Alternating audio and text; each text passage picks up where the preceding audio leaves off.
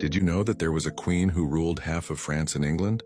Her name was Eleanor of Aquitaine, and she was the most powerful woman in medieval Europe. Eleanor was born in 1122 in the southwest of France. She was the daughter of William X, Duke of Aquitaine, and his wife, Empress Matilda. When Eleanor was just 15 years old, her father made a deal with King Louis VII of France to marry his son, the future King Louis VIII, to Eleanor. But the wedding was more of a business transaction than a love match, and as was customary at the time, Eleanor's dowry was her home territory of Aquitaine. So upon her marriage, she became the Queen of France. For a while, everything seemed to be going well.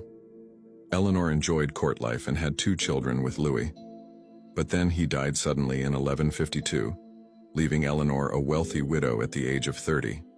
She ruled Aquitaine as regent for their young son until he came of age, and she also acted as the governess of France during a period of intense political instability. Meanwhile, across the Channel in England, King Henry II was having problems of his own.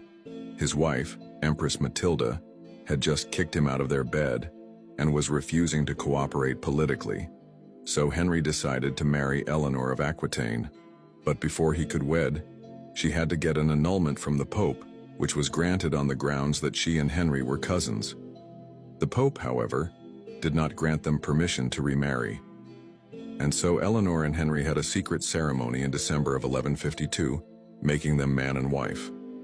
The happy couple went on to have 8 children together and ruled over a vast empire that stretched from the Scottish border to the Spanish border. Eleanor was hugely influential in the early years of Henry's reign, helping him to govern and to campaign against the English nobles who were trying to depose him. She was also a patron of art and architecture, and it was during her lifetime that the Gothic cathedrals of France were built. However, as Eleanor aged, she became increasingly critical of her husband's policies, and the two eventually grew apart. They had a falling out over the royal succession, and Henry had Eleanor imprisoned in 1168. She spent her final years running a convent, and she died in 1179 at the age of 57. Thanks for watching.